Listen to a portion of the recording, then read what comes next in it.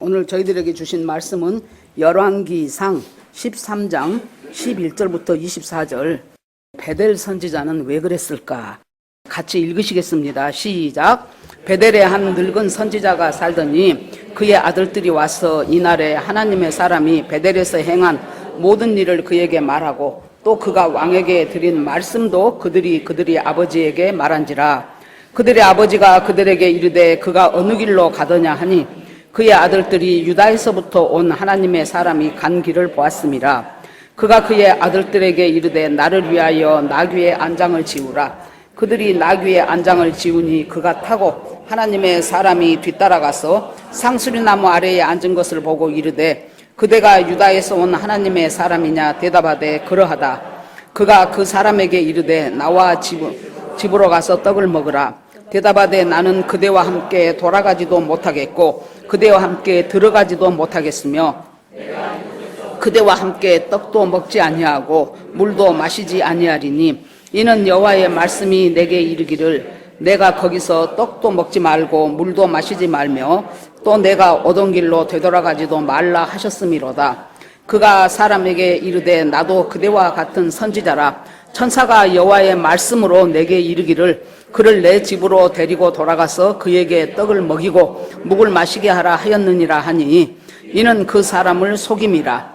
예, 그 사람이 그와 함께 돌아가서 그의 집에서 떡을 먹으며 물을 마시니라. 그들이 상 앞에 앉아 있을 때에 여호와의 말씀이 그 사람을 데려온 선지자에게 임하니 그가 유다에서부터 온 하나님의 사람을 향하여 외쳐 이르되 내가 여호와의 말씀을 어기며 내 하나님 여호와께서 내게 내리신 명령을 지키지 아니하고 돌아와서 여호와가 너더러 떡도 먹지 말고 물도 마시지 말라 하신 곳에서 떡을 먹고 물을 마셨으니 내 시체가 내 조상들의 묘실에 들어가지 못하리라 하셨느니라 하니라. 그리고 자기가 데리고 온 선지자가 떡을 먹고 물을 마신 후에 그를 위하여 나귀의 안장을 지우니라.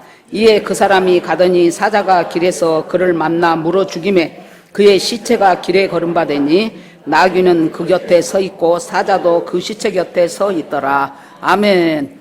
기도하시겠습니다. 하나님 감사합니다. 저희들에게 말씀을 읽을 수 있고 말씀을 깨달을 수 있고 들을 수 있는 아버지 마음과 귀를 주신 것을 하나님 감사드립니다. 오늘 이 시간 성령님께서 이곳에 오시어서 참 난해한 구절이라고 알려져 있는 이 성경 속에서 하나님은 과연 저희들에게 무엇을 말씀하시고 싶으신가를 잘 깨달아 아는 저희들이 되게 하여 주시옵소서. 하나님께서 인도하실 것을 믿고 예수님 이름으로 기도합니다. 아멘. 성경을 읽을 때마다 항상 이 대목이 진짜 껄쩍지근했어요. 아니 이 늙은 선지자는 왜 거짓말을 해갖고 자기 집으로 데리고 와서 이 사람을 죽기까지 만들어 놓고 나중에 진짜 죽었다는 소식 듣고는 거기 가갖고 막 대성통곡하면서 내 묘실에라 들어라 막 내가 죽으면 이 사람 뼈 옆에 내 뼈도 같이 놔둬라 하고 도대체 이 사람은 도대체 왜 이러는 거야. 예, 그런 이 말을 들으면서 저런 것이 성경에도 있었어 하시는 분들은 회개하셔야 돼. 회개하시고 오늘 가셔서 다시 찬찬히 읽어보셔야 돼요. 요즘 우리가 큐티 본문이 역대하이기 때문에 역대기를 읽다 보면은 자연스럽게 열왕기하고 또 같이 연결이 돼 있으니까 열왕기의 이야기가 역대기도 나오고 물론 관점이 좀 다릅니다만은 제가 한 일주일 전쯤 국화 하나를 샀어요. 우리 동네에서 좀 커요. 그런데다가 이제 전부 봉우리만 요만요만 돼 있어서 개화기 때는 물이 많이 필요하다 싶어서 열심히 물을 줬어요.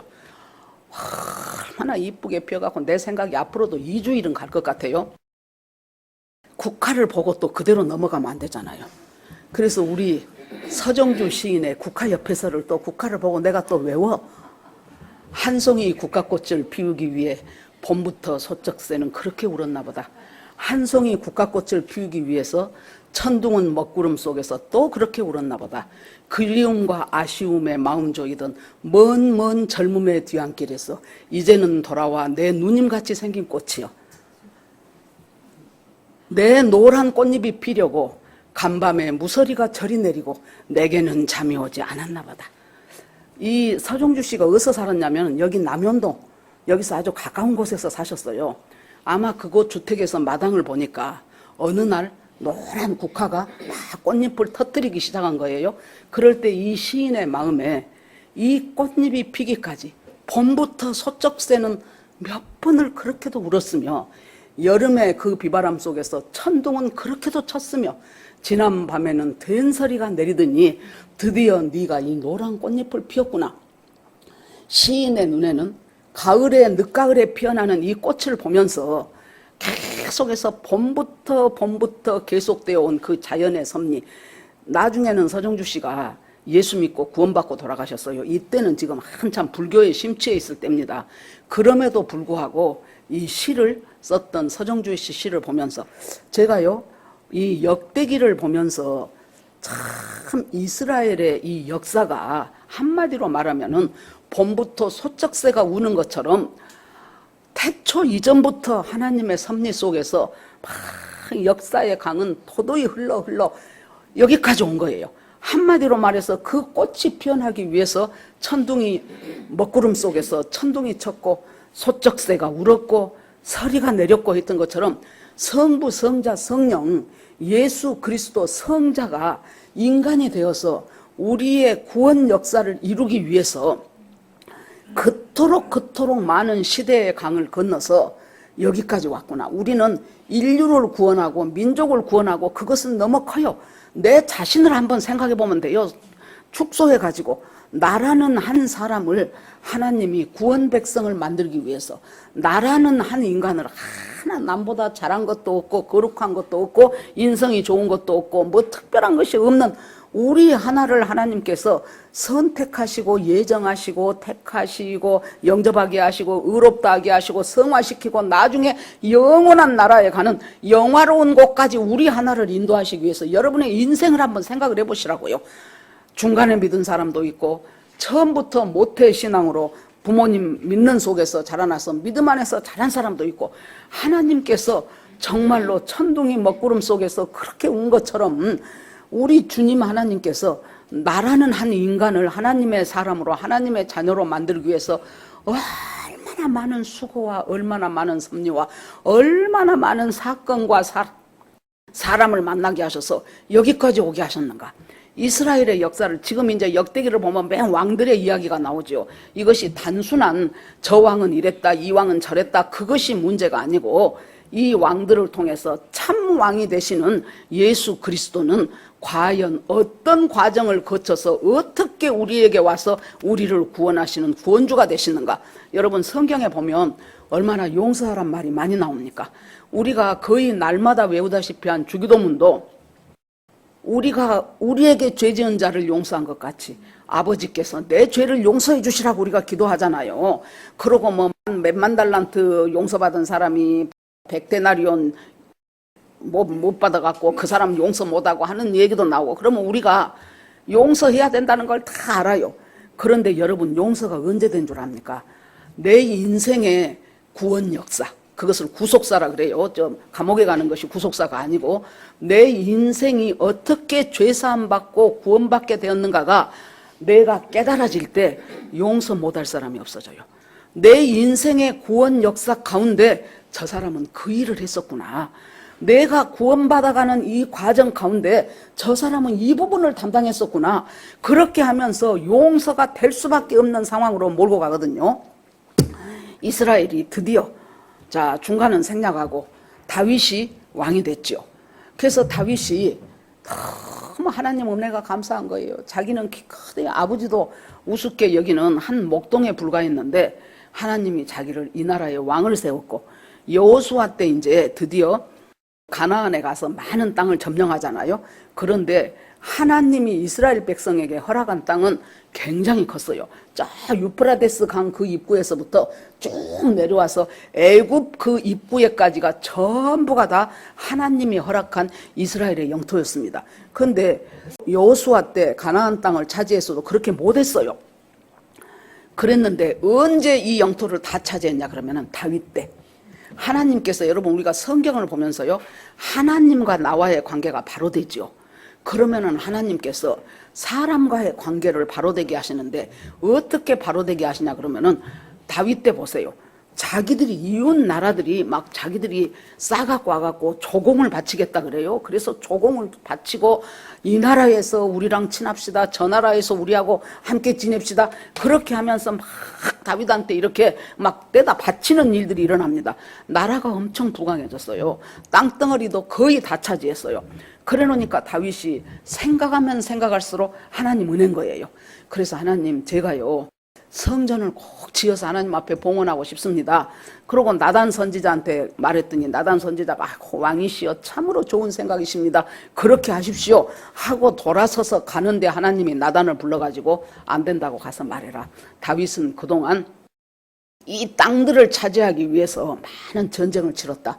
그래서 그 손에 피가 너무 많이 묻어서 다윗의 역할은 하나님이 주신 땅을 전부 확보하는 것이 다윗의 역할이면 성전 짓는 것은 그 몸에서 나온 아들 솔로몬 때 성전은 짓는다고 그 마음은 참 감사하다고 그렇게 전해라.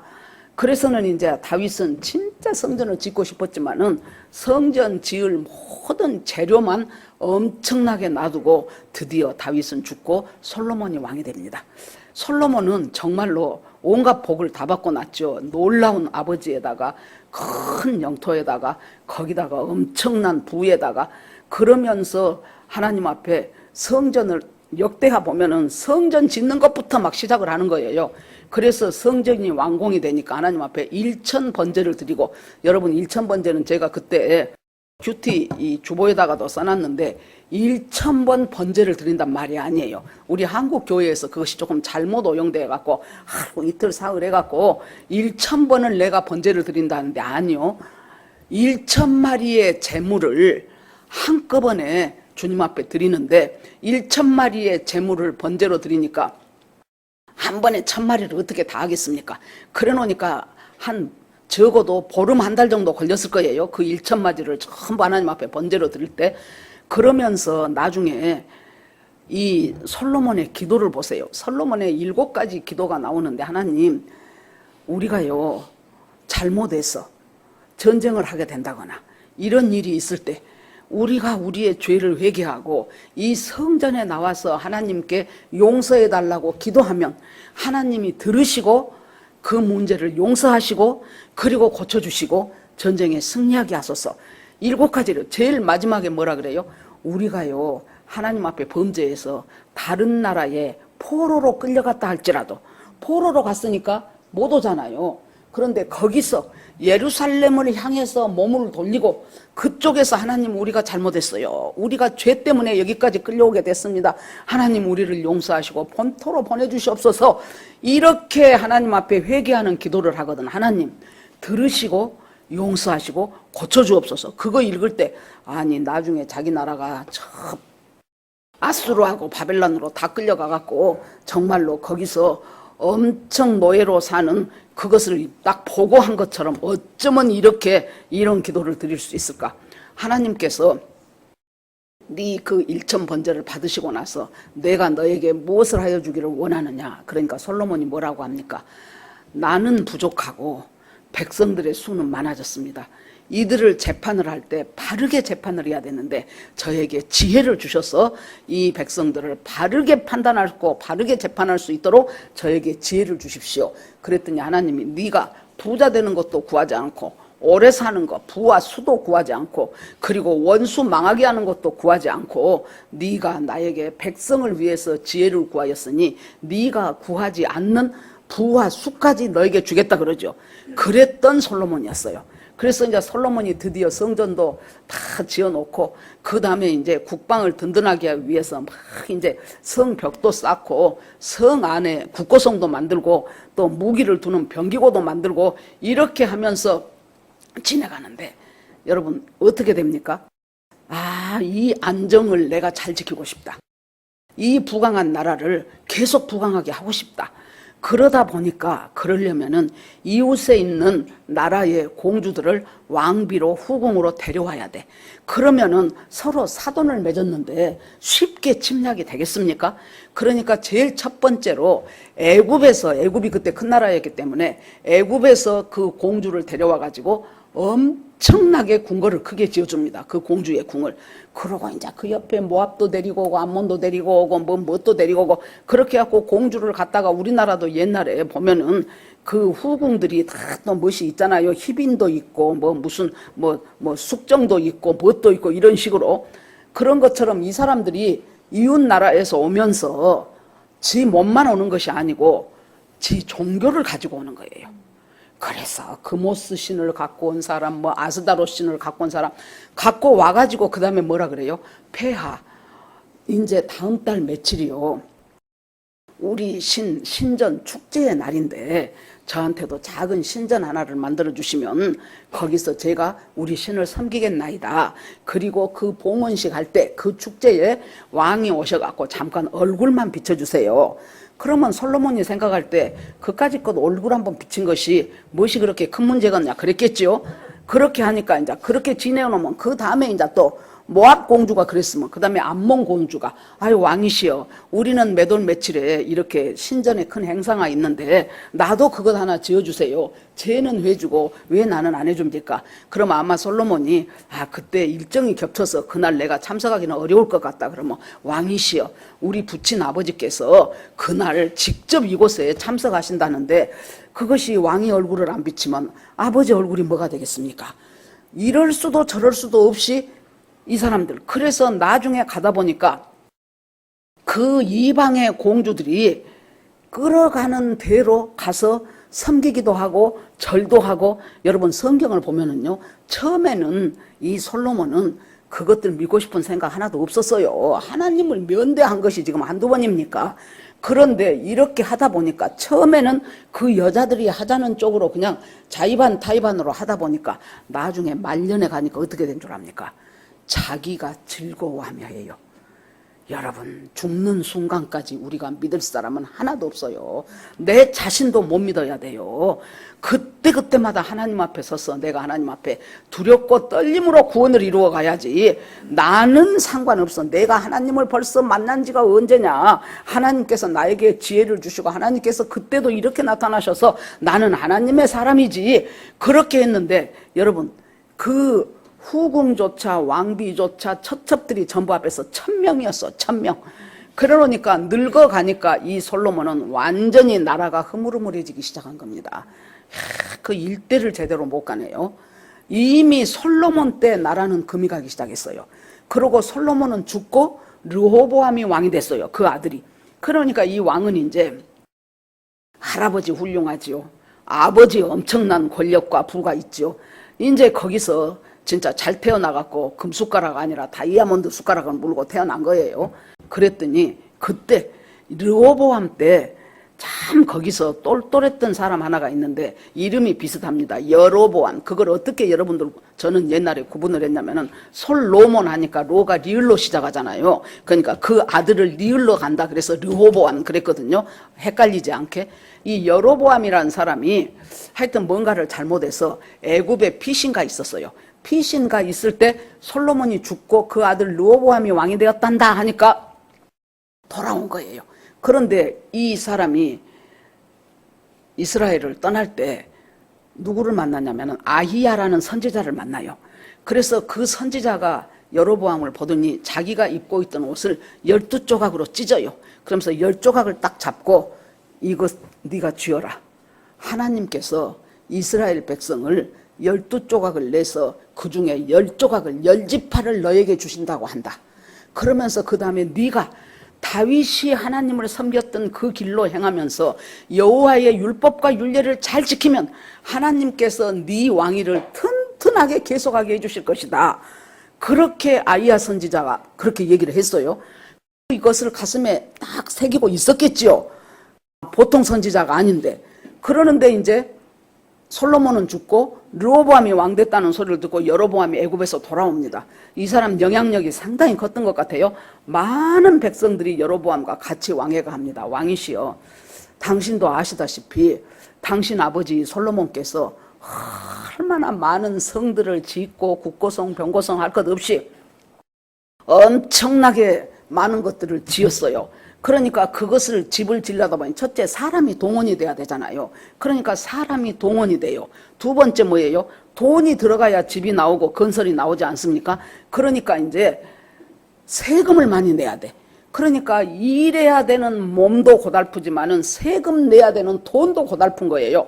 너무나 중하다 우리한테. 당신이 조금만 그것을 좀 감해 준다면 우리가 당신을 왕으로 잘 섬기겠다. 그랬더니 잠깐 갔다 사흘 후에 오라 그러죠.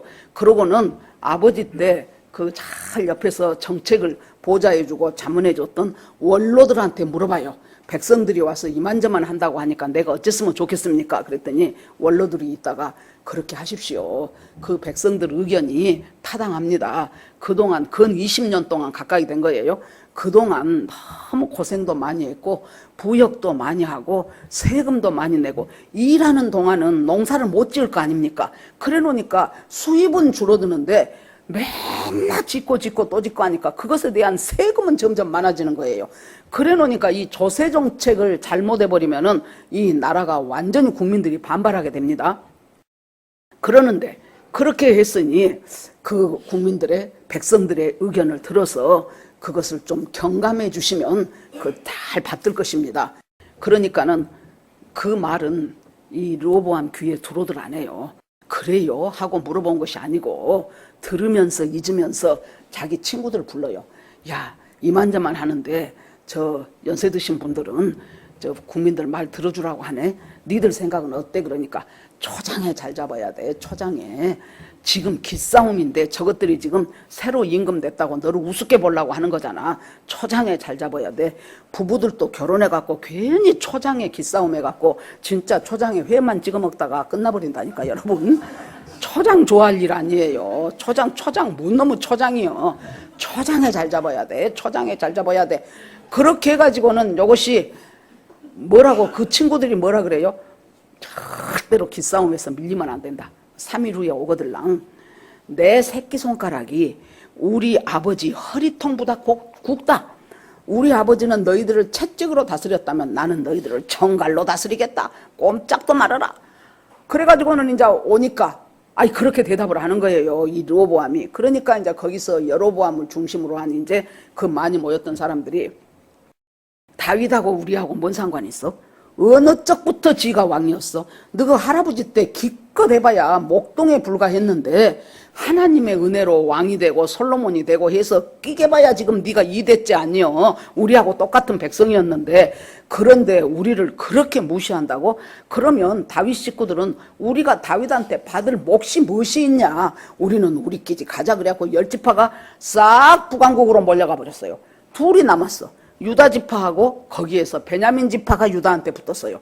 그렇게 해가지고 이제 여로보암이 북왕국을 다스리기 시작합니다. 자기도 이제 새 나라를 다스리고 새 나라의 왕이 됐으니까 잘해보고 싶겠죠. 그랬는데 문제가 하나 생긴 거예요. 무슨 문제가 생겼습니까? 이제 하나님이 이스라엘의 20세 이상 된 남자는 일단 3대 절기에는 반드시 예루살렘 성전에 가서 제사 드리고 예배를 해야 된단 말이에요. 6월절, 오순절, 초막절. 그러니까 이 사람들이 절기만 되면은 사람들이 가가지고 어떻게 생각해요? 여기가 정통성이네. 우리가 르호보암이 싸가지 없이 굴어갖고 빠져나오기는 했는데 정통성은 여기 있네. 성전이 여기가 있잖아, 성전이. 그래 놓으니까 이제 이 여로보암이 엄청 이제 속이 이제 이걸 정치를 잘해야 될 텐데 어떻게 하면 좋을까? 그렇게 하다가 이 여로보암이 거기까지 갈 건 뭐 어딨냐? 베델하고 단하고 두 군데다가 좀 웃지방에 산 사람은 단, 밑에 지방 산 사람은 베델. 그래갖고 금송아지 2개를 딱 세워놨어요. 그리고 뭐라 그럽니까? 이것들 둘이가, 이 금송아지가 바로 우리 조상들을 애굽에서 이끌어낸 하나님이다 그래요. 그러니까 백성들은 또 생각해보니까 거기까지 예루살렘까지 내려가느라고 시간 걸려. 거기까지 가다 보면 경비 들어. 그럴 것 없이 우리 집에서 가까운 데 가갖고 금송아지 보니까 눈에 번뜩번뜩하고 좋은데 거기서 제사 드리면 되는 거 아니요? 그러면서 이스라엘, 북왕국 이스라엘을 점점 우상 숭배의 본거지로 몰아가기 시작했어요. 거기다가 이 여로보암이 또 뭔 짓을 했냐 그러면은, 그런데 제사장하고 레위 사람들이 자꾸 솔솔 빠져나가. 역대하에 보면 나와요. 자꾸 솔솔 빠져나와가지고 안 와. 그런데 이 사람들만 안 온 것이 아니고 이 사람들을 따라가는 백성들까지도 맞아, 이것이 진짜요. 이렇게 되니까 지금 나라를 통치하는데 지금 위기가 왔단 말이에요. 그러니까 얘가 또 무엇을 해버립니까? 자꾸 레위 지파 사람들이, 레위 사람들이 갔다가 왕이시여, 금송아지 세우는 것은 하나님 뜻이 아닙니다. 우리 조상 옛날에 아론이 금송아지 세워갖고 시내산 밑에서 어떤 일을 당했습니까? 이것은 결코 하나님의 뜻이 아닙니다. 자꾸 그랬어 하니까 귀찮으니까 잘라버렸어요. 너 제사장 하지마. 다 잘라버렸어. 그러고는 온 산에다가, 온 나라에다가 산당을 무지하게 만들고 돈만 조금 주고 내 하고 싶은데요. 그러면 네가 해라, 네가 해라. 그래갖고 전혀 레위 사람 아니고 제사장 자격도 없는 사람 갖다가 제사장을 만들었어요. 그러면 사람들이 산당에 와서 제사 드리면서 재물 갖고 오고, 지금 같으면 헌금 내고 돈 갖고 오니까 그것이 자기 것이 될 것이니까 전혀. 보세요. 금송아지 2개 세워갖고 이것이 하나님이라고 하지요. 거기다가 진짜 자격 있는 레위 사람 다 잘라버리고, 원하고 지금으로 하면 한 500만 원, 1000만 원 주면 네가 산당해, 네가 산당해, 너는 방배동 산당, 너는 봉천동 산당 다 맡아버렸어요. 또 중요한 것이 무엇입니까?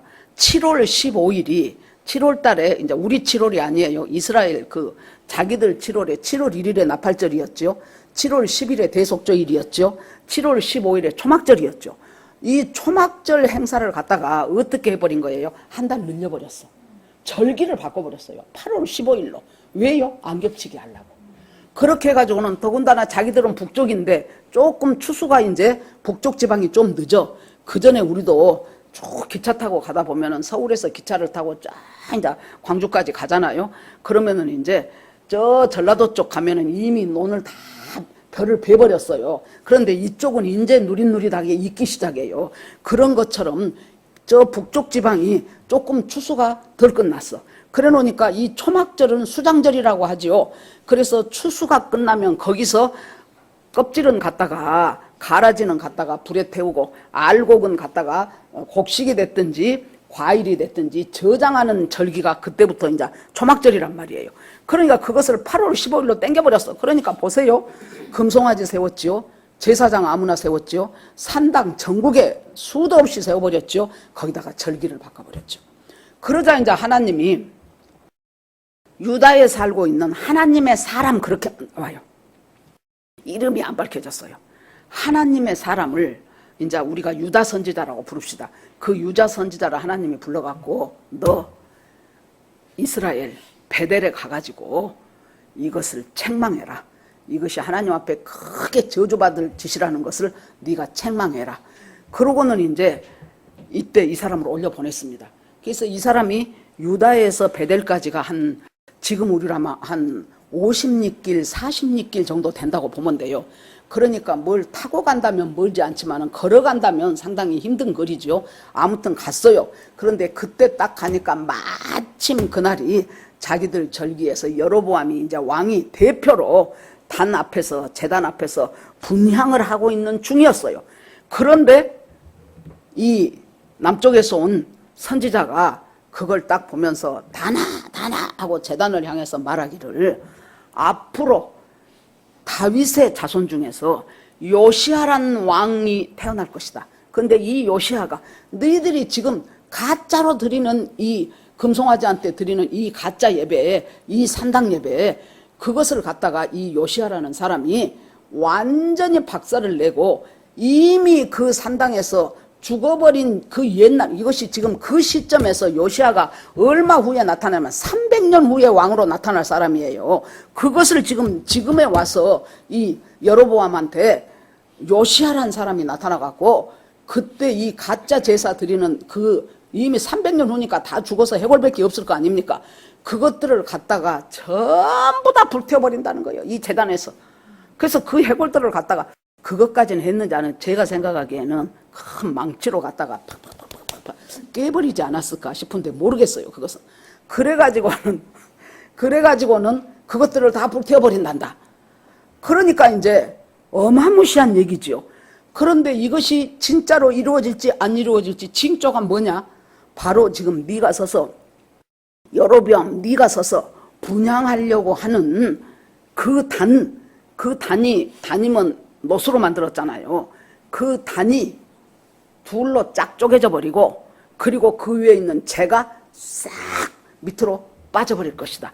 그 말이 끝난과 동시에 단이 쪼개져 버리고 재가 빠져버린 거예요. 그러니까 여로보암 지금 여로보암만 있습니까? 그날이 자기들로서는 지금 초막절이라고 지내니까 엄청 사람들이 많이 모였겠지요. 베델에. 그런데 여로보암이 그 소리를 듣고는 저놈 잡아 그랬어요. 저놈 잡아라 그랬더니 그 손이 딱 마비가 돼버렸어요. 올리도 못하고 내리지도 못해. 그러니까 뭐라 그래요? 당신의 하나님한테 은혜를 구해서 내 손 좀 제대로 좀 되게 해주라고. 그러니까 또 이 선지자가 하나님 앞에 은혜를 구해서 손이 제대로 되게 됩니다. 이것이 뭐예요? 하나님이 여로보암한테 주시는 기회예요. 우리가 생각할 때 저 김정은이 같은 애들 하나님 맨날 키는 167에 몸무게가 145kg가 돼버렸다는데 맨날 심장병으로 곧 죽을 것이다. 무엇이 어째서 죽을 것이다. 또 발에 통풍이 있어갖고 여름 또 북한은 우리 이쪽보다 더 춥잖아요. 그런데 진짜 신발을 보니까 샌들을 신었더라고. 겨울에 눈 오는데도. 그러니까 아주 온몸이 지금 종합병원인데 어떻게 간신히 지금 살려내고 있는 것 같아요. 그럼 아이 저것 좀 빨리 딱 죽어버리고 어떻게 저 고생하는 북한 주민들 하나님 쟤네들 좀 건져야 되지 않습니까 싶은데 하나님께서는 그 여로보암이 손이 마비되어 버리는데 네 하나님한테 은혜를 구해서 내 손 좀 제대로 되게 해줘. 그러니까 이것이 뭐예요? 다시 한번 기회를 주는 거예요. 계속해서 하나님은 정말로 하나님이 원하는 것은 우리가 재앙이 아니에요. 하나님이 원하는 것은 재앙이 아니고 너희가 회개하고 고침받고 제대로 되는 것을 하나님은 원하지요. 그래서 내가 너희에게 주고자 하는 것은 재앙이 아니고 축복이다 그랬어요. 축복을 주고 싶어 하시는 하나님이에요. 그런데 그래 놓으니까 이 정치하는 사람들은요 무엇이든지 정치적으로 돌아가요. 이 많은 사람들을 모아놓고 자기가 금송아지 2개 세우고 이것이 하나님이라고 했고 백성들이 따르기 시작하는데 지금 여기서 하나님이 자기를 저주하는 것 같은 말씀을 하셔버리면 이것이 왕으로서 권위도 손상되고 이것이 복잡해지겠네. 그러니까 머리를 팍 굴려요. 아, 이 선지자를 데리고 가서 나하고 같이 즐겁게 밥 먹고 쉬고 또 내가 선물도 줄게 예물 받고 그래갖고 둘이 서로가 친해진 것 같으면 백성들이 생각하기에 아, 저 선지자가 그 말 했어도 여기 사는 사람들은 금송아지에 절해도 괜찮은가 봐 라고 생각을 해서 자기가 다스리는데 큰 역할은 없겠지라고 생각을 한 거예요. 그래서 가자 그러죠. 그랬더니 이 선지자가 뭐라 그래요? 절대로 안 간다. 예물 네 집의 재산의 절반을 줘도 나는 갈 수 없다. 왜냐하면 하나님이 그곳에서 떡도 먹지 말고 물도 마시지 말고 오던 길로도 가지 말고 다른 길로 돌아서 빨리 가야 되기 때문에 나는 결단코 너에게 갈 수가 없노라 그랬어요. 그랬는데 한편 우리가 오늘 13장 1절에 보면은 베델에 늙은 선지자가 있었다 그랬어요. 늙은 선지자라는 것은 나이 많아서 늙은 선지자도 되지만은 선지자 노릇을 오랫동안 했다 그 말이에요. 선지자 오랫동안 했는데 그러면 여러분 보세요. 아까도 말씀드렸듯이 하나님의 율법을 알고 하나님의 뜻을 아는 사람들은 이 북왕국 이스라엘에서 슬금슬금 다 남쪽으로 이민을 가기 시작한 거예요. 남쪽으로 들어오기 시작해요. 그래서 먼저 레위인, 제사장 이런 사람들부터 또 믿음 좀 있는 사람, 하나님의 율법을 중한다게 여기는 사람들은 솔솔 다 빠져갔어요. 그러면은 이 늙은 선지자는 아마 처음에는 분명히 하나님의 뜻을 알고 깨달아서 선지자가 됐을 거예요. 그런데 이 선지자가 세월이 흐르다 보니까 그냥 세상에서 세속화되고 세상과 짝해서 잘 먹고 잘 사는 것이 좋아지는 거예요. 그래 놓으니까 그냥 하나님의 말씀에 대해서는 별로 관심이 없이 수십 년 동안을 굳어버렸어요. 그 엘리 제사장도 보세요. 나중에 보니까 이 엘리가 얼마나 대제사장인데도 불구하고 얼마나 깝깝합니까? 바로 사무엘의 엄마 한나가 와서 하나님 앞에 기도하면서 막 자기의 애절하고 간절한 마음을 털어놓으면서 기도하니까 기도한 것하고 술 마시고 술주정하는 것하고 구분이 안 돼, 제사장이란 사람이. 그래가지고는 와서 네가 어디 와서 세상에 이 회막에 와서 낮술 먹고 와갖고 그것도 여자가 그렇게 해가지고 쓸데없이 네가 혼자 짓거리고 있느냐. 그러니까 아닙니다, 아닙니다. 나는 그것이 아닙니다. 내 마음이 너무너무 고통스럽고 괴로워서 하나님 앞에 아뢰고 있는 중입니다 하지요. 그러니까 영적인 것에 아주 둔감해요. 비록 대제사장이고 이 사람은 비록 이 베델 선지자는 비록 옛날에 선지자였을지라도 선지자 노릇하고 지금 몇십 년 동안을 하나님하고는 상관없어요. 여러분, 최고로 중요한 것이 뭔 줄 압니까? 교회에서 하나님의 말씀이 제대로 선포되지 않으면은 이것은 늙은 선지자하고 똑같은 거예요. 우리나라가 2013년에 WCC 총회를 부산 백스코에서 열었잖아요. 그러면 그것이 무엇인가 할 텐데, 많은 교단에 많은 유명한 목사님들이 이 WCC 총회가 옳다고 자기 교인들한테 가르치는 거예요. 그러면 교인들은 우리 목사님이 그러는데, 여러분 이것이 그러한가 하고 분별해야 돼요. 베레아 사람들 옛날에 바울이 그러잖아요. 이 베레아 사람들은 바울이 한 말도요, 이것이 과연 그러한가 하고 말씀을 살폈다는 거예요. 제가 여기서 이 말씀을 드려도 여러분들이 이것이 목사님 말씀이 과연 그러한가 하고 성경하고 대조를 해봐야 되는 것이, 그래야 분별력이 생겨요. 우리가 분별력이라는 것은 어느 날 갑자기 하나님이 보따리 딱 싸갖고 아나 분별력하고 절대로 안 틀어줘요. 말씀을 깊이 알고 그 말씀을 체험하는 사람에게 분별력은 따라오게 돼 있어요. 그런데 이제 여기서 WCC 그렇게 나누니까 참 마음으로 염려가 되더라고요. WCC가 결국에 뭐예요? 모든 종교에 구원이 있다는 것이요. 앞으로 가나 뒤로 가나 옆으로 가나 목적지만 같으면 되지, 꼭 예수만 믿어야 예수한테만 구원이 있다고 하는 것은 너무나 편협적이고 독선적이지 않냐? 종교들은 다 좋은 짓 하라고 만들어 놓은 것이 종교지 왜 기독교는 그렇게 독선적이야? 그러면 맞아 하는데 그것이 옳다라고, 모든 종교에 구원이 있다라고 종교 페스티벌을 벌려본 것이 2013년 WCC, WEA 다 지금 사촌들이에요. 그래가지고는 솔직히 뭐 이 나라에 어떤 어려움이 올라는 거 하는 참 그 두려움이 있었어요, 한편에. 그랬는데 결국에 가서 나라 꼴이 요 모양 요 꼴이 됐잖아요. 그런데 중요한 것은 왕이 그렇게 하니까 백성들이 분별을 못하니까 따라가는 거예요. 분별을 못하니까. 아이, 금송아지 2개 해놓고 여기서 이것이 기여 7월 15일이 여태까 7월 15일이 초막절이었는데 한 달 늦춰갖고 8월 15일이 하고 별짓거리를 해도 대깨문이 아니고 요새는 대깨리잖아요. 그래가지고 별짓거리를 해도 옳다고 따라가는 거예요. 옳다고 별짓거리를 해도. 분별이 안 돼, 분별이 안 돼. 왜 분별이 안 됩니까? 말씀이 없으면 분별을 못하게 돼 있다니까요. 어느 날 잠자고 일어나니까 내가 분별력이 팍 생기고 그런 일은 없어요. 말씀이 내 가슴 속에, 내 심령 속에 계속해서 맴돌고 돌아가고 말씀을 읽는다고 하면서도 말씀은 말씀이고 나는 나인 사람은 정말로 괴로워요. 여러분, 말씀을 읽고 설교를 듣고 성경을 보면서 귀가 열려야 돼. 귀가 열리면서 그렇구나. 그런데 교회에 오면은 딱 설교 시작하면은 자, 지금부터는 내가 이제 아주 아름다운 잘 자라 내 야가 이 시간이 왔구나. 그래, 나는 푸근하니 자고 가리라. 그래갖고는 그러니까 한 중간쯤 돼갖고 잠을 자면 제 속으로 하다가 지루했나 보다. 저 사람이 내 설교가 귀에 안 들어온가 보다. 그렇게 해요. 그런데 시작하기 전에 본문 읽으면 잔다니까. 그래갖고 언제 깨우냐? 이제 다 끝날 때 깨워요. 그러니까 여러분 보세요. 이 말씀이 자꾸 졸리지요. 그러면은 지금 나한테 좀 문제가 있구나.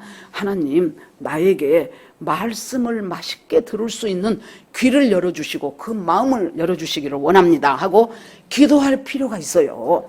그러는데 여기에서 이제 이 여로보암이, 그러니까 이 선지자가 있다가 절대로 있을 수 없다. 네가 나라 절반을 줘봐라. 내가 너희 집 가서 떡 먹고 뭐 먹고 하는가. 안 한다. 하나님이 일치하지 마라 그랬다. 그러고는 다른 길로 갔어요. 그런데 이 늙은 선지자의 아들들이 그 집회에 참석했다가 초막절에 참석했다가 집에 와서 아버지 오늘 엄청난 일이 있었습니다. 유다에서 어떤 선지자가 왔는데요. 이만저만 해가지고 왕은 손을 마비돼 저놈 잡아라 했는데 손이 마비돼가지고 그 사람이 기도해갖고 손이 다시 좋게 됐고 가서 휴식을 취하고 먹고 선물도 준다 그러니까 절대로 나라 절반을 줘도 나는 못한다고 그렇게 해서 그 사람이 딴 길로 갔습니다. 그랬더니 이 늙은 선지자가 지진이 와버린 거예요. 자기는 지금까지 수십 년 동안 이름하여 선지자로 해본 것이 없어. 이 사람이 정말로 믿음이 있었다면은 여로보암을 향하여 야단을 치든지 그렇게까지는 용기가 없어서 못하겠다면은 다른 사람 레이지파 제사장 남쪽으로 내려갈 때 저도 가서 그냥 그리 가야 돼. 이곳이 정통성이 있어. 이곳이 예루살렘 하나님이 세운 성지야. 왜? 하나님이 택한 그곳에서 예배드리라 그랬거든요. 그곳이 예루살렘 지금 성전 아닙니까? 그래 놓으니까 아니구나 하고 자기가 물질적인 손해가 좀 있다 할지라도 아무튼 그리 가야 돼. 이 사람은 그냥 세속적으로 이제 이름하여 선지자지 세속적으로 사는 사람이에요. 그런데 아들 그 말을 듣고 나서 깜짝 지진이 와가지고 빨리 나기 준비해라. 안장 지워라. 어디로 가느냐. 저쪽 길로 가던데요. 그랬더니 막 자기가 가. 그러니까 이 밑에서 올라온 진짜 선지자는 얼마나 여러분 생각을 해보십시오. 떡도 안 먹고 물도 안 먹고 거기서 40~50리길을 걸어서 아마 꼭두 새벽에 출발했을 거예요. 그래서 도착해서 왕 앞에서 요시아라는 사람이 나타나갖고 이렇게 저렇게 산당들 다 하고 거기서 참 저주를 퍼부어버려요. 그러면은 목숨 걸고 하는 거잖아요. 얼마나 자기 마음에 두렵고 떨리고 어려 하나님이 시키니까 나는 죽습니다 하고 한 것 아니겠어요? 그런데 그 일을 마치고 이제 집으로 돌아가려고 보니 얼마나 맥이 빠졌겠습니까? 찐이 다 빠졌을 거예요. 그래서 상수리나무 밑에서 조금 휴식을 취하고 있는데 아니 그 늙은 선지자가 막 낙이 타고 막 쫓아오네. 그래가지고는 당신이 남쪽에서 유다에서 온 선지자냐 그러니까 맞다 그랬더니 아이고 우리 집에 가서 떡도 물도 마시고 좀 쉬었다 가라 그러니까 안 된다. 하나님이 떡도 먹지 말고 물도 마시지 말고 오던 길로도 가지 말고 다른 길로 가라고 하나님이 말했다 그러죠. 이거 자기 아들들한테 들어서 다 알잖아요. 이 늙은 선지자는. 그러니까 아니다. 나도 선지자다. 나도 그대와 같은 선지자다. 우리가 남이 아니다 그 소리예요. 나도 그대와 같은 선지자인데 하나님이 천사를 보내가지고 너를 갖다가 우리 집에 데리고 가서 좀 쉬고 좀 먹게 하고 그렇게 하라고 해서 내가 이렇게 급히 쫓아온 것이다. 이 대목. 내가 만약에 이 남쪽에서 온 선지자라면 어떤 생각을 했을까 생각해 보니까 드디어 하나님이 나 수고했다고 정말 목숨을 걸고 하나님 뜻에 순종했잖아요. 나 수고했다고 나하고 같은 선지자 저 사람한테 천사를 보내갖고 나를 그리 오라고 했구나. 그 생각을 충분히 할 수 있잖아요. 그런데 성경에 뭐라 그랬어요? 그가 속임이다 그랬어요. 거짓말이라는 거예요. 사기쳤다는 거예요. 천사를 보낸 적도 없어 하나님은. 그가 속임이라. 그러면 이 대목에 와서 도대체 그러면 이 베델 선지자는 무엇 때문에 하나님의 뜻 제대로 하고 지내가는 그 밑에 선지자를 그렇게 해가지고 기어이 저 거짓말 해가지고 천사가 나타났다고 거짓말 해가지고 그렇게 할 수가 있을까? 여러분 성령의 역사가 있는 곳에 그 다음에 악령의 역사는 있기 마련입니다. 이 가짜 선지자의 전에도 제가 말씀드렸는데 1907년에 우리나라에 평양 대부흥이 있었잖아요. 그때 막 맨날 몇박 며칠을 그때는요 이제 거의가 다 90% 이상이 농사 짓는 농경사회이기 때문에 농사 지어놓고 다 이제 쌀 갈무리 전부 해놓고 나서 이제 그때는 이제 평양이 이제 성지였죠. 그러니까 그때 한 몇박 며칠 막 8박 9일 9박 10일 막 그렇게 부흥 사경회를 해. 이제 성경을 아침부터 참 그런 시간이 있어야 굉장히 우리한테 그냥 이 말씀이 충만해지는 시간이 됩니다. 그렇게 해가지고는 전부 이제 자기 먹을 밑반찬에다가 자기 먹을 쌀에다가 그렇게 해가지고 이제 개나리 보찜 짊어지고 이제 평양을 가는 거예요. 그래서 그곳에서 평양 장대영 교회에서 이제 말씀 읽고 밥 먹고 말씀 듣고 밥 먹고 그렇게 하다가 말씀이 막 들어가기 시작하니까 사람들이 통에 자복이 일어난 거예요. 그래가지고 어떤 장로님 하나가 나는 죄인입니다. 나는 죄인입니다. 내 친구가 죽으면서 가장 믿을 만한 사람이라고 나한테 큰 돈을 맡겼는데 그것 갖고 자기 가족들 잘 좀 건사해 달라고 한 돈을 갖다가 자기가 갖다가 자기 논밭 사는데 다 써버렸어. 그래서 나는 숭악한 도둑놈입니다. 내가 이번에 내려가서는 그 내 친구 가족들한테 무릎을 꿇고 용서를 구하고 그 돈을 다 내놓겠습니다. 그것을 필두로 해갖고 이제 그 다음에는 어떤 사람이 나타나서 나도 죄인입니다. 나가 우리 옆집에 우리 옆 동네에 이쁜 처녀 하나 있는데 그 처녀하고 부적절한 관계를 내가 몰래 지금 한 2년 동안 맺고 있는데 내가 가서 끊겠습니다. 그 처녀한테 미안하다고 하고 우리 부인한테도 미안하다고 하고 나는 죄인입니다. 나는 음란죄를 저지른 사람입니다. 회개가 몇 날 며칠이 가도 끊어지지가 않는 거예요. 이렇게 하면서 한국 교회의 부흥의 물결이 팍 그때 일제시대 때인데 번져가기 시작했죠. 그런데 내가 그 전에 내가 미국에 계신 어떤 목사님한테 그걸 들었어요. 이 설교를 듣다가 뭔 일이 있었냐. 성령의 역사가 이렇게 일어나는데 악한 사탄이 가만히 있겠습니까? 못 보지요. 그 중에서 핵심 인물이었던 어떤 권사님한테 천사가 나타났어. 그래가지고는 지금부터 내가 말하는 것을 적어라 그래서 열심히 적었어요. 그 적은 그 내용이 뭐가 된지 압니까? 통일교의 원리강론이 됐어요. 통일교회에서 자기들의 그 교리를 원리강론이라 그래요. 통일교의 원리강론이 돼가지고 그쪽에서 그때 평양부흥 때, 그 놀라운 평양 대부흥 때 한쪽에서는 이렇게 하고 우리나라에 지금 통일교가 얼마나 설치고 있습니까? 무서운 일이에요. 그러니까 이 사람이, 이 하나님의 사람이 하나님의 명령대로 잘 이행했는데 어떤 일이 일어났어요? 이 느닷없는 가짜 선지자가 나도 그대와 같은 선지자요. 나도 선지자요. 하나님이 천사를 보내서 당신 데려다가 먹이고 좀 쉬게 하라고 했어. 그러니까 그때 이 선지자가 뭘 했어야 돼요? 잠깐 기다려보세요. 하나님이 나한테 준 말하고 당신한테 준 말이 다르네.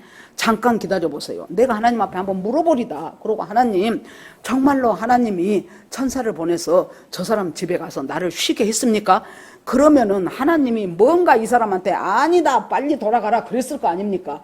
그런데 그냥 선지자라고 하니까 저 사람도 선지자라고 하니까 그래요 그러고 가서 둘이 가서 이제 먹고 마시고 수고했다 그러고 뭐 고향은 어디냐 그러고 뭐 이래저래 했겠죠. 그러는데 갑자기 하나님의 성령이 누구한테 임해요? 가짜 선지자한테 임한 거예요.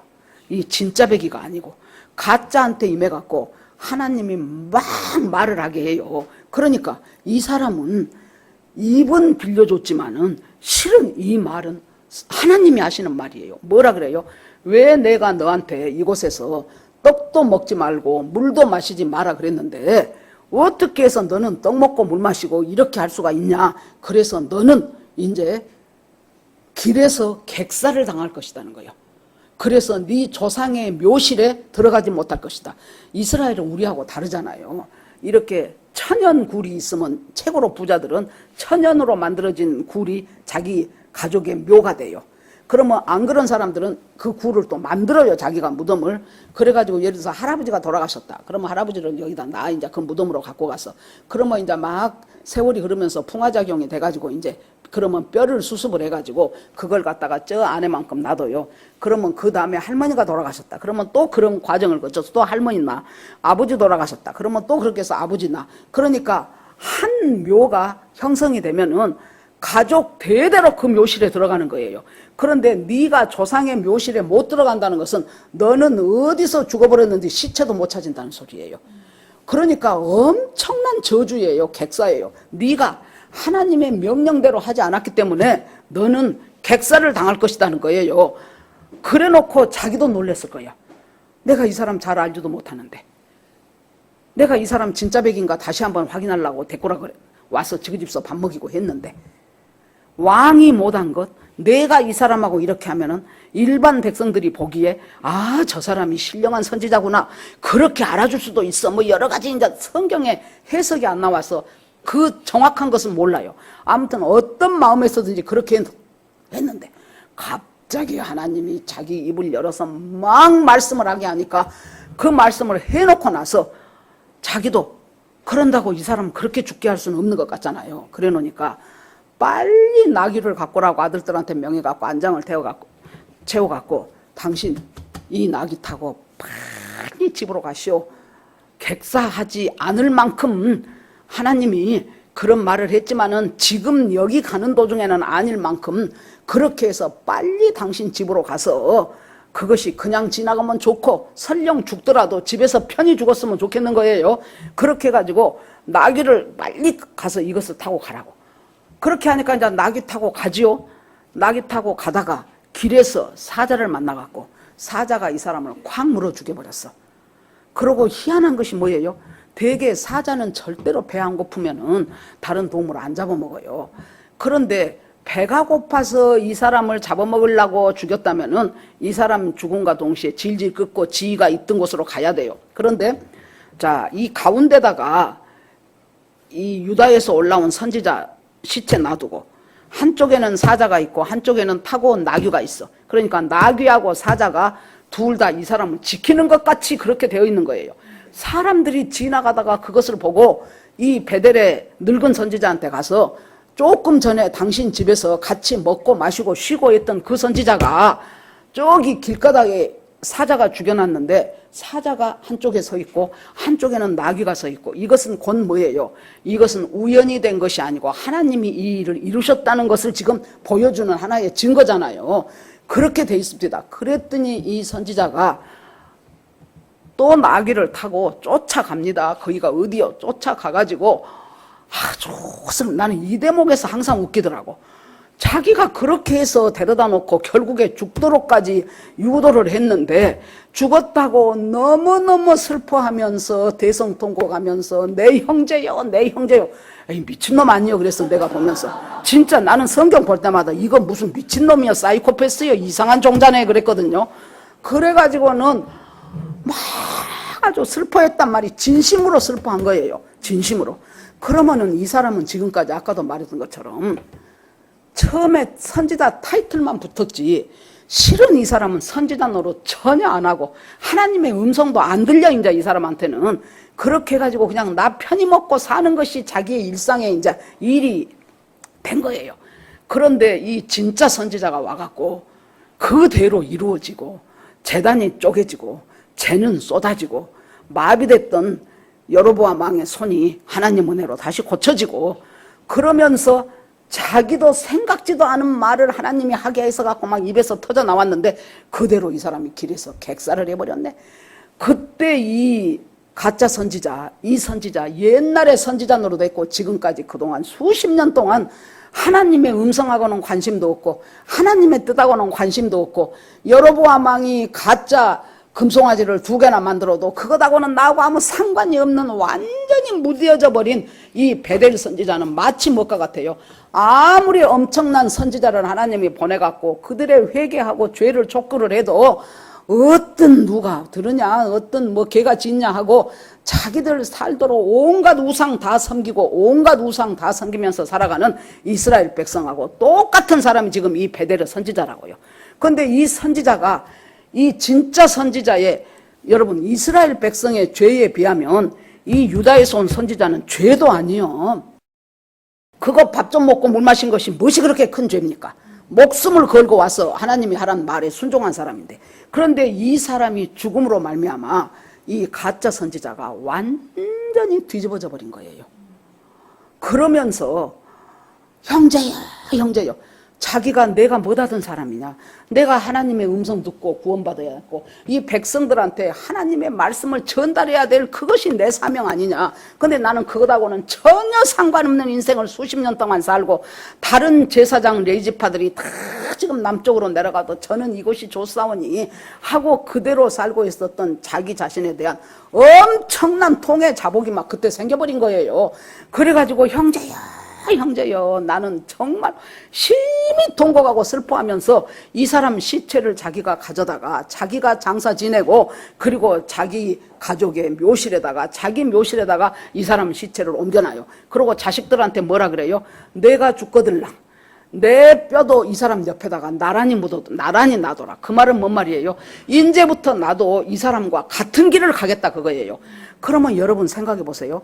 한 사람, 그 세속적으로 굳어져 버린 그 한 사람을 돌이키게 하기 위하여 누구의 희생이 필요했어요? 진짜 선지자가 죽어야만 됐어요. 진짜 선지자가. 그렇다면 우리처럼 이렇게 전부 예수 믿는다고 하면서도 아까도 말씀드렸잖아요. WCC에서 그 난리를 치더니 이제 10월 26일부터 31일까지 WEA 총회를 또 우리 서울에서 해요. 여의도 순복음교회하고 여기 가까운 데 있는 사랑의 교회하고 그래서 거기에서 또 엄청난 돈도 무지무지하게 많이 들고 엄청난 종교 페스티벌 하면서 결국은 뭐예요? 모든 종교에 구원이 있다. 그것이 결론이에요. 그들의 결론. 그 전에 김중곤 목사님 살아계셨을 때, 저 젊었을 때 지코이, 지해갖고 COWE, 지코이라고 대회를 했어요. 그것은 무엇이었냐 그러면은 저 3세계에 있는 가난한 나라들, 그 사람들이 제대로 신학교도 없고 제대로 전도훈련할 기회도 없고 그래가지고 돈 좀 되는 미국과 한국 교회들이 헌금을 많이 하고 또 한국에 있는 많은 사람들이 헌금하고 그래가지고 각 나라에 있는 그 사람들이 와가지고 숙박시설에다 무엇이다 전부 하고 낮에는 그 사람들한테 전도훈련 가르치고 성경 가르치고 그 대회를 하는데 엄청 돈이 들고 그때 아마 저도 젊었을 때인데 한 끼 식사를 샌드위치를 하자 그래갖고 막 그 회관에 CCC 회관에 모여갖고 막 어깨가 빠지도록 막 그 빵에다가 막 속 넣은 기억이 납니다. 이 사람들은 뭐 하겠다는 거예요? 이 사람들 전부 불러 모아갖고 모든 종교에 구원이 있다는 그것 하기 위해서 지금 10월 26일부터 31일까지 WCC 2013년 그 대회 있고 나서 이 나라가 이것을 어떻게 감당해야 될까? 한국 교회가 이렇게 하나님을 대적하고 못 박으니 이 나라가 어떻게 될까 했더니 이 나라 꼬라지가 이렇게 돼버렸잖아요. 그런데 이제 또 이 꼴을 보고도 2025년 이 10월 26일부터 31일까지 또 이 짓을 한다면 그 이후에 이 나라는 얼마나 가속도가 붙은 경제의 폭락과 공산주의를 향하여 달려갈 것인가 생각하면 기가 막힌다고. 기가 막혀. 이진숙 똑똑한 여자가 방통위원장 돼갖고 말하니까 그 사람 근무 하나도 못하게 시작한가 동시에 갖다가 탄핵시켜버렸잖아요. 그렇게 했던 사람이 이 이제 여자가 별 저거가 안 되니까는 방통위원 자체를 없애버렸어. 그러더니 이 이진숙 방통위원장을 갖다가 집에서 체포를 해버렸어. 죄목이 뭔 줄 압니까? 선거법 위반. 갖다 붙이면 돼. 이것이 여러분 단순히 이상한 종자가 대통령 되어서 한 것이 아니에요. 모든 것이 영적인 세계에서 이루어진 것이 육적인 현실 세계에서 풀어지는 거예요. 영적인 세계에서 하나님을 대적하고 예수 외에는 우리의 구원이 없다고 해야 될 내가 길이요 진리요 생명이니 나로 말미암지 않고는 아버지께로 올 자가 없어 유일한 길이고 유일한 생명이에요. 예수 외에 천하의 구원 얻을 이름을 준 적이 없다고 한 그 예수를 갖다가 유명한 목사님, 유명한 교회들이 앞장서서 그것이 아니다고 모두가 다 그러면서 주창하는 것은 뭐예요? 인류가 서로 평화롭게 지내는 것이 얼마나 좋냐. 모두가 다 그 나라는 그 나라의 종교가 있으니까 어쩔 수 없이 인정해 줘야 된다. 그렇게 하면서 하고는 성황리에 아주 돈 겁나 들검신다. 그 사람들을 숙박 다 하려면 아주 성황리에 잘 끝나게 해주신 하나님 감사합니다고 기도할 거예요. 그러면은 이 분별력 없는 교인들은 맞아 우리 목사님 말씀이 맞는 말씀이요 그러면서 아이고 목사님이 그러는데 그렇겠지 하고 우리도 모르게 같이 굴러떨어져요. 그런데 하나님께서 이스라엘을 돌아오게 하기 위해서 이 세속적인 늙은 선지자 한 사람 제대로 흔들기 위해서 누가 죽어야만 했습니까? 별 잘못도 없는 목숨 걸고 와서 말씀 전한 이 유다에 있는 그 선지자가 죽어야만 했다면 이 민족을 향한, 이 나라를 향한, 온 인류를 향한 이 세속적으로 굳어져 있는 이것을 위해서 누가 죽어야만 합니까? 예수 그리스도가 돌아가셔야만 했잖아요.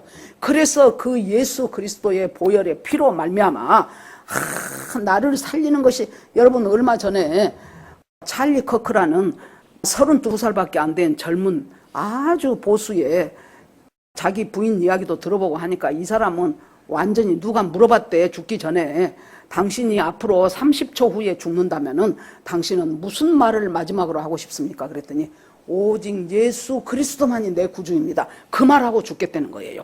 미국의 이 젊은 이 사람이, 저는 이 사람의 죽음을 하나님께서, 자기 부인과 애가 이제 우리 만 3살밖에 안 되는 애예요. 딸 하나 아들 하나 있더구만. 32살밖에 안 된 사람이.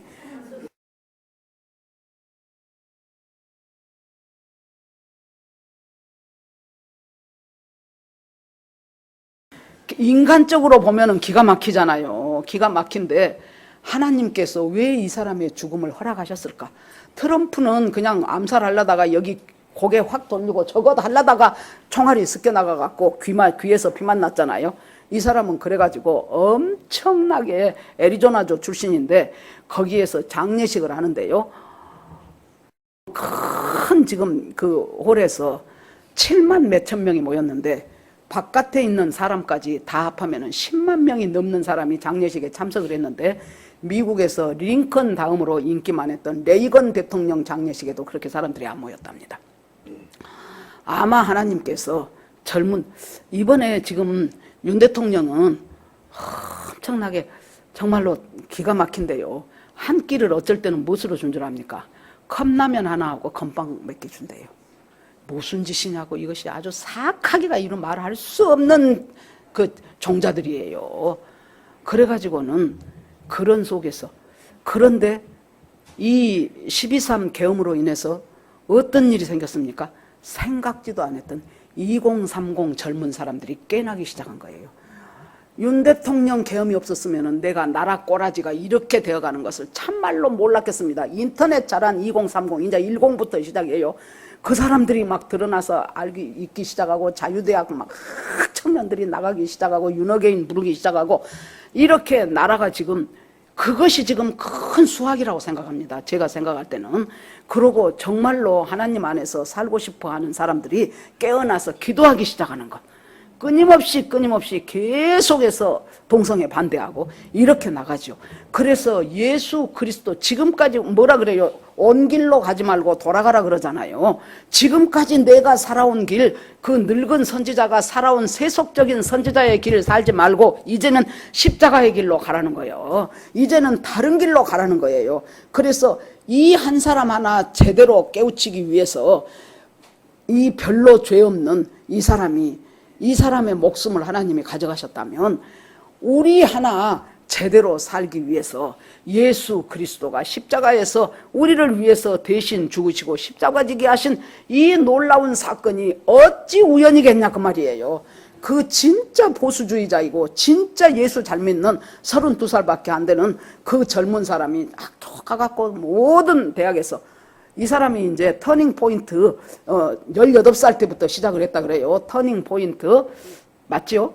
네, 터닝 포인트 USA 그래가지고 그러는데, 그것이 이 사람이 죽은 후로 각 미국에 있는 수많은 대학교와 각 고등학교들이 우리 학교에서도 터닝 포인트 지부를 설립해 주라 해갖고 몇천 개의 학교가 지부 설립을 하고, 그 찰리 커크의 그 보수주의, 이 사람이 뭐예요? 보수주의자는 것을 결코 부끄러워하지 마십시오. 우리가 기독교인인 것을 자랑하십시오. 그 32살밖에 안 된 사람이 하나님께서 또 하나님의 일을 시작하고 계십니다. 오늘 이렇게 뜬금없이 왕들의 이야기가 나오다가 갑자기 갔다가 이 이름도 없는 두 선지자를 통해서 하나님이 우리에게 가르쳐주고자 하신 것이 무엇이겠습니까? 여러분, 우리가요 제대로 찐 선지자의 노릇을 하면서 살아간다면 우리로 인해서 가짜 선지자들이 많이 회심하는 일이 생긴다고 말이에요. 우리가 찐 선지자 노릇을 못하기 때문에 나 때문에 회심한 사람이 안 생겨요. 안 생겨. 그냥 이것이 좋사오니 내가 나이 많은데 뭐 나는 뭐 형편이 안 되던데 나는 내 코가 석잔데 하면서 계속해서 이렇게 살다가 결국 이스라엘 백성들 아수르의 포로가 돼가는 것처럼 결국에 그 인생이 나중에는 마지막 땅에 지옥으로 갈 수밖에 없는 인생이 되어버리지 말고 이 한 사람의 죽음으로 가짜 선지자가 진짜 선지자로 이 사람이 바꿔지는 역사가 일어나면서 통에 잡아가면서 통고가면서 그 사람 장사 지내고 그 사람 뼈 옆에 내가 죽으면은 그 사람 뼈 옆에 내 뼈도 그 옆에다 갖다 놓으라. 그 말은 뭐뭐려. 나도 이제부터는 그 사람과 같은 인생 살겠다는 거예요. 나 진짜 선지자 노릇 해보고 죽겠다. 내가 왜 그동안 이렇게 살았는지 모르겠다. 여러분, 우리가 진짜 선지자의 노릇을 하나님께서 나에게 시키시고 그것이 우리가 나아갈 길이라면 나로 인해서 못 짖는 개처럼 입 딱 다물고 일신상 평안만을 위해서 살아가지 말고 짖어야 돼요. 짖어야 돼요. 이렇게 하나님의 사람들이 짖지 못한 개처럼 되어버리면은 어떻게 나 때문에 바뀌어지는 사람이 누가 있겠냐고. 짖어야 돼요. 말해야 돼요. 그래서 예수 그리스도의 십자가의 길로 오던 길, 지금까지 내가 살아온 길이 오던 길 아닙니까? 그 오던 길로 가지 말고 다른 길로 가요. 다른 길은 뭐예요? 십자가의 길로. 예수님이 나 위해서 돌아가신 그 십자가의 길로 우리가 정말로 전진해서 갈 때 나를 통하여 많은 사람들의 영혼이 구원받는 역사가 일어나고 그들의 삶이 바뀌는 역사가 일어나게 될 것입니다. 자, 오늘 말씀을 마치겠습니다. 이 시간에 주여 한번 부르고 하나님 아버지, 제가 지금까지 살아온 그 길이 아니고 정말로 새로운 길, 다른 길로 가라고 하신 그 말씀처럼 주님과 더불어 하나님 찐 선지자처럼 살아가는 저희가 되게 하옵소서. 주여 부르고 같이 기도합니다. 주여!